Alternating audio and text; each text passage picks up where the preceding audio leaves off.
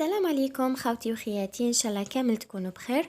اليوم جبت لكم لا غوسيت تاع الشربات التجاريه، وصفه المحلات، نتيجه مضمونه كما عودتكم دائما مع الوصفات اللي نحطهم لكم.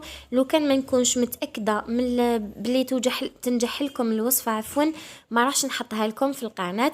دونك تبعوا الوصفه حتى للاخر، وان شاء الله كامل ربي يرزقكم خبزه الحلال ان شاء الله.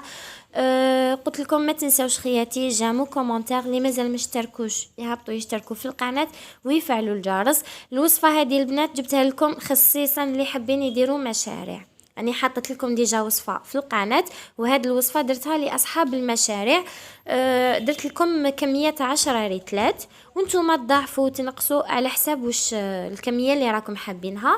هنا اولا نبداو بسم الله في لاغوسات تاعنا. اول حاجه نجيبوها الماء، ندير 10 ريتلات تاع ماء، ندير فوق النص كاس بشويه تاع الحليب، ماشي نص كاس، فوق النص كاس بشويه تاع الحليب، ونديرو مع الماء. هو الاول هاد السر ولا هاد الخطوه مهمه باش كما نقولوا الماء يتحلحل لكم مع الحليب هذاك، وما راحش يتقطع بلا سيتريك. ومن بعد نزيد كيلو ورطل تاع السكر. هنا اللي حبت دير 5 ريتلات برك دير 750 غرام تاع سكر. هنا الحلاوه راح تجي معتدله. هذه كما نقولوا بيان سور دائما الحاجه كي نبيعوها دائما نديروا حساب ما نديروش السكر بزاف.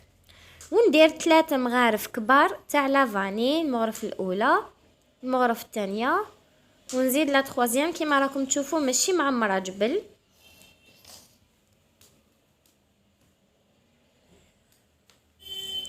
ونزيد 2 مغارف كبار تاع لا باتاغون تاع السيترون. الا حبيتوها صفرة ديروا هكا ملون ومنكه بالاصفر، وإلا حبيتوها تكون بيضة ديروا بلا باتاغون تاع السيترون بلا لا كولور. انا حطيت لكم ديجا وريته لكم في الوصفه اللي قبل هذه.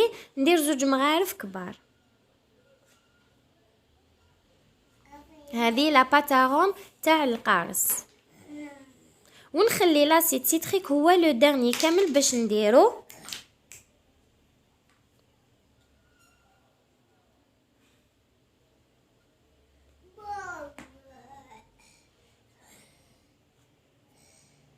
في 10 ريتلات تاع الماء ندير مغرف كبيره تاع لاسيت سيتريك. يتباع اللي ما يعرفوش اني وريته لكم، يجي كيما السكر، يتباع عند اللي يبيع لوازم الحلوى، يواسمو لاسيت سيتريك، قولوا له يمد لكم. ومن بعد البنات باش نتاكد برك باللي ما راحش الاخر اللي الحليب يتقطع ليه، نضربوا ضربه خفيفه برك بالبرا. بالعاني وريت لكم هذه الخطوه، اللي خافوا سينو هو ما راحش يتقطع لكم، سورتو الا درتوا الخطوه الاولى كما قلت لكم. واذا حبيتو قطعوا له دي طرونش تاع السيترون هكذا باش تعطوا له برك وجه. والا خدمتوه للدار ديروا له عصره تاع حبه ليمون، راح يعطيكم بنه ولا اروع. كانت هذه هي الوصفه تاعنا البنات. سعر البيع تاعها ما بين 5500 ل 6000 على حسب كل بلاصه وكيفاش يبيعوها. هنا وريت لكم هذيك لاموس اللي جاتني من الفوق كي ضربتها بالبرا، هذيك ماهيش مقطعه. واش نقول لكم خياتي، وصفه بزاف ناجحه وبنينه، راني وريت لكم عن قرب. نتمنى كامل اللي يجربوها دعوه خير الوالديه ان شاء الله.